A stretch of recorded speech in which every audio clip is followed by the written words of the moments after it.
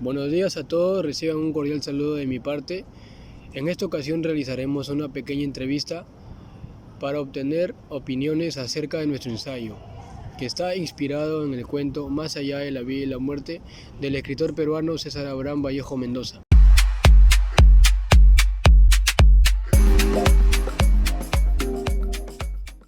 Este trabajo ha sido desarrollado con el objetivo de analizar, interpretar y reflexionar críticamente sobre el contenido original del cuento.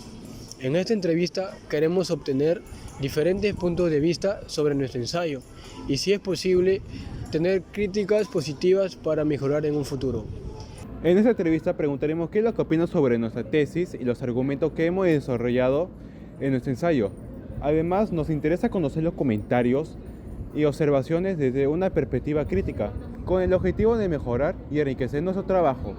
Después de la pequeña introducción que les ha dado mis compañeros, yo les voy a dar un pequeño resumen del cuento Más allá de la vida y la muerte del escritor peruano César Vallejo. Esta historia empieza cuando el narrador decide volver a su tierra natal, Santiago de Chuco, después de que su madre falleciera. Mientras regresaba a su tierra natal, el narrador o el personaje empezó a recordar distintas vivencias que tuvo con su madre y sus hermanos. Al llegar a su pueblo, fue recibido por su hermano, Ángel. Luego de ser recibido por su hermano, pasaron varios momentos por su casa y la recorrieron. Durante ese recorrido, los dos lloraron, ya que los dos extrañaban a su madre. Después, en esa misma noche, los dos tienen una plática, pero el personaje ve a su hermano ensangrentado y se le presenta diferentes visiones raras y extrañas.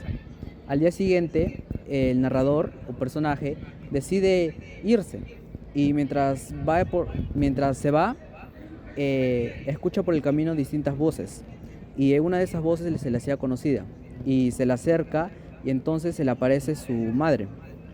Era su madre, él no podía creerlo ya que él había visto que su madre había muerto y su madre también no lo podía creer porque su madre afirmaba que su hijo había muerto. Y mientras este reencuentro sucedía, el personaje tuvo distintas emociones encontradas y pensó que se estaba volviendo un poco loco y así.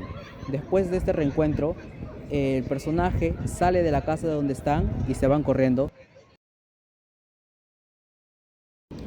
Buenos días, Jessica. Estamos realizando un ensayo sobre el cuento Más allá de la vida y la muerte, escrito por un reconocido actor peruano, César Vallejo, y me gustaría conocer su opinión al respecto.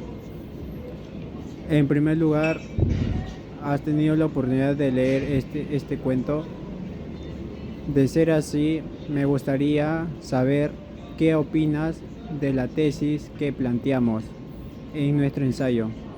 La razón por la que este personaje vio a su difunta madre fue porque llevaba consigo un sentimiento de culpa, puesto que no pudo estar con su madre el último día de su muerte. ¿Crees que esta tesis se ajusta al mensaje del cuento? Nos interesaría mucho escuchar su perspectiva y cualquier comentario y aparte que pueda ayudar a mejorar nuestro análisis. Sí, he tenido la oportunidad de poder leer Más allá de la vida y la muerte de César Vallejo. Considero que es un cuento profundamente humano y cargado de mucho simbolismo. Este texto lo que hace es explorar la complejidad de las emociones que surgen de la conexión entre la vida y la muerte, así como los sentimientos de culpa y redención que pueden acompañar al duelo. Respecto a la tesis que mencionas, estoy de acuerdo en que la aparición de la madre fallecida puede interpretarse como una manifestación del sentimiento de culpa del protagonista, ya que podemos ver que a lo largo de todo este cuento Vallejo utiliza este recurso del encuentro sobrenatural, no como un simple evento fantástico, sino como un reflejo de la vida.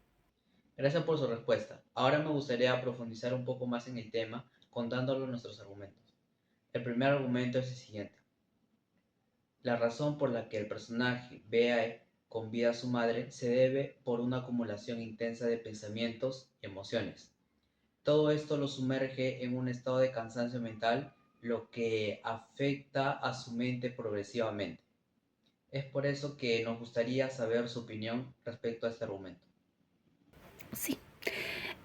Considero que su argumento refleja adecuadamente las emociones y conflictos del personaje, pero también creo que hay formas de ajustarlo para que capte aún más matices del relato y resalte el impacto emocional de la narrativa de Vallejo. El argumento aborda una precisión del estado de confusión, agotamiento mental y malestar general del protagonista, lo cual encaja perfectamente con su situación de duelo y culpa.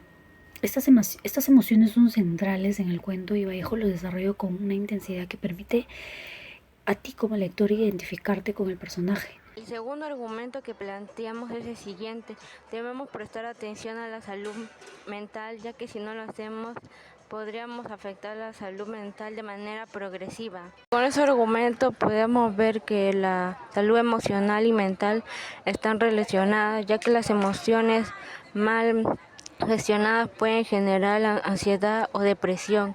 ¿Qué opina de este argumento? ¿Cree que está relacionado con el cuento? Me parece que el segundo argumento es sólido y tiene mucho potencial para relacionarse con la temática del cuento.